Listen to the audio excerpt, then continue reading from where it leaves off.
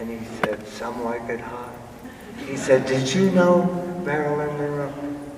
Hey, did I know? I just mention any star to me, because I've been in this business for 83 years. I live in Hollywood. You know, I was on the road from 10 years old, you know, and I've worn many, many hats, and I'm still working, so. We saw Lidsville. We know you've worn many hats. That's right, because then came Land of the Lost. Okay, see how I wander away? You asked me. I mean, oh my God. Lost.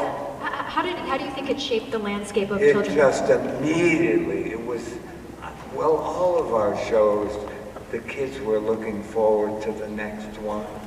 But in those days, mom and dad would sit with their kid and watch Saturday morning, because the networks always wanted me to have messages. And I said, no, you know, educational messages. And I said, no, I'm not doing that, because kids go to school for 5 days a week. I want to give them a gift. And they said, well, we have to do that. The ruling makes us do that. I said, I'll tell you what I'm going to do. I'll give you an example. Dr. Blinky lived in a house where the fireplace smoked too much. So the house had a terrible cough. And the house was on crutches. And the adults, mom and dad, would, you know, get it. Don't smoke. and the kid would laugh with their mom and dad, because they would laugh so hard at the dialogue was written for adults. It wasn't Ring Around the Rosie. I would not accept that, you know, to write a show down. That's why all of our shows, Land of the Lost, was so intelligent, you know. I mean, we didn't have much money to do them, but we always put everything we could. I insisted upon it. They'd come to me all the time, especially Land of the Lost, and say, we can't afford it. And I said, creativity is like impossible to come up with. And I said, and there's always a way. The audience doesn't care when you tell them, oh, that movie cost $200 million. They don't want to hear that. They want to see a good movie, you know. And when Puffin stuff, we lost $1 million on that show, you know, but it was worth it. It really was, because that's what gave us, all of us, you know, including my audience, such a trip that I sent you on for all those years, you know, and that was my goal, you know. And I think the most important thing is that at Comicon, you confessed, you said, yes, I did inhale. I remember you saying that. No, we do San Diego for 50 years. San Diego has the biggest Comicon, but I gotta tell you, you gotta be so proud. To me, this is the biggest Comicon, because everybody has treated so, I mean, it's like everybody, when we come here, you know, you go to other Comicons. I don't. I hardly do any of them. I wanted to come here. They asked me, and I said, wow, Kansas City. No, I played a nightclub here. And I think it was owned by, sorry to say, it was in the 50s, the Mafia. Because the Mafia owned all clubs in Vegas. When I opened with Judy Garland at the Flamingo Hotel, that's where we opened our first show. There were like 5 hotels. There was a desert. but it was the mafia. And you know, and I was worried, always worried, about the mafia's gonna come in to see a puppet act? No way. You know, even at Six Flags, the kids, they want to get on the ride. They're not going to come in to see my puppet show. We were #1. You know how I did it?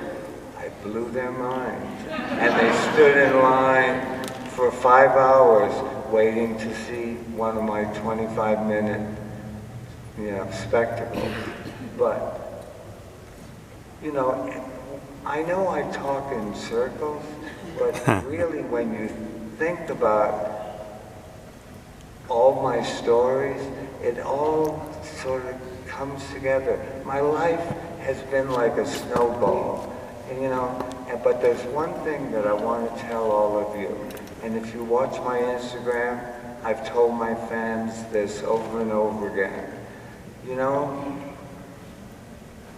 everybody, this is my career, everybody goes right. And please, take the chance, you know, believe in yourself and go left. Go left. I went left my whole life. It was frightening, like, whoa, will people accept this? You know, but it worked. And when you get, you know, creatively, when you get a thought and you believe in it, because we're all given the same brain. You know, it's just the way we use it. And I mean, I didn't come from a theatrical family. I came from a real poor family. You know, I supported them to this day. My dad wasn't even working. He became my manager because I was a street performer making 50 cents, 75 cent tips. I had my first little puppet. Cost $3.95, and I got it out of a comic book. He wouldn't buy it for me because he said, "You want a doll and you're a boy," you know, and he called it a dolly. I never forgot that. So in 1956, I did a command performance for the Queen, and she comes back. It wasn't just me, it was a night of 100 stars. But she comes backstage with the lady in waiting behind her because she didn't know anybody's name, and she tells her everything. And when she got to me, she said, "Oh, what cute little dollies." And I almost gave her the finger. And so I wouldn't be here. I'd still be in the chains, down in the dungeon somewhere, because I heard my dad, you know, he was like a dolly. Oh my God. But hey, Dad, look what happened. Look what I did with dollies. That's right. So we only have about 10 minutes left. Kathy, I wanted to ask you, did you have like, yeah. If you guys want to line up, we'll try to get to as many as we can. Kathy, did you have like a favorite character from the show or a favorite creature? Of course, Dopey, but I had a favorite episode, which was Elsewhen. It was written by DC Fontana, and I was able to meet in that episode my future self, and just was a episode that's also sprung a fabulous relationship with the woman. She became a mentor to me. Her name was Erica Hagen, and she actually, 40 years after the show, wrote the foreword to my book, so, yeah. Amazing. Which is available on Amazon. It won a bunch of awards, too. Okay, so we're going to try to get through as many questions as we can in our 10 minutes. Go ahead, what's your name? What's your question? Sure. My name is Tony, and I had first of all, I wanted to say that thank you guys all for coming to Kansas City. We appreciate you. A lot of the show, I really loved Land of the Lost back in the day, but one of my favorites, all-time favorites, was The Lost Saucer, because of the comedy with Buzzy and Jim Neighbors. Somebody please say you remember the Chickafant. There's got to be somebody out there other than me that remembers the Chickafant out there. It was emblazoned in my mind all this time.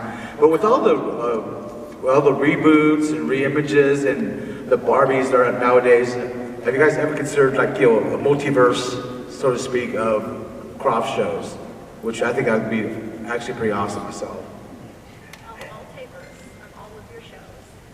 Thank you so much. You know, I'm just a real quick, I'll make it quick, because we don't have much time. You know, Ruth Buzzy lives in Texas right now, and it's crazy. A few days ago, her husband called and said she wasn't feeling well, but she was my neighbor in Hollywood. And then she moved to Texas and married some rich Texan. But he got on the phone and he said, she can't speak, you know, she's not feeling that well, but she really wants to send her love, and she watches me on Instagram. So that was so cool, because what a find, you know. Ruth Buzzy and Jim Neighbors, I knew he was a huge star. I approached him to do that show, and so Lost Saucer, and he said, Sid, I love you, but I gotta tell you something. That'll ruin my career. I mean, I'm a big star. You want me to do a little kid show? But I talked him into it, and boy, what a pro, yeah. Go ahead, next question. So, my question is, with Land of the Lost, in between the second and third seasons, there's a huge change. Uncle Jack comes in. In the story, an earthquake destroys the cave house, and you move into some ruins. I was just kind of wanting to know the behind-the-scenes reason for the set change, and if you've ever wanted to live in a cave house, because I think it would be pretty cool. Well, what happened was there was a fire. Sigmund the sea monster, we were sharing the caves, and and the first day of the shoot for Sigmund the sea monster that season, it caught on fire. Everybody was getting their makeup on, and the whole soundstage. Oh my God! We had all these kids, and they ran out on Santa Monica Boulevard, and the whole soundstage was on fire. I was walking through the cave with it was the opening day of shoot. I was walking through the cave for Sigmund with an NBC executive, and I said, oh, I think I'd like to steal some of this sand for my house, or something like that. And we were in the middle of this cave, and we heard fire, you know, and we ran out, and the whole, you know, the sound stages are 100 years old, all built out of wood, and a light exploded.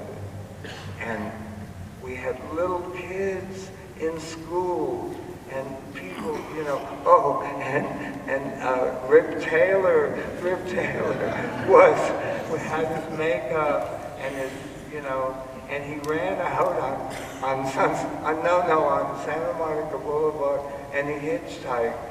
Nobody thought of it, you know, of course. But I mean, this is Hollywood, you know. He goes to the hotel, they got him to the hotel, and he said, could I have my key? No one even blinked. And he's in seaweed, and, you know, I mean, no. Green. Yeah, and he was green. So that fire, you know,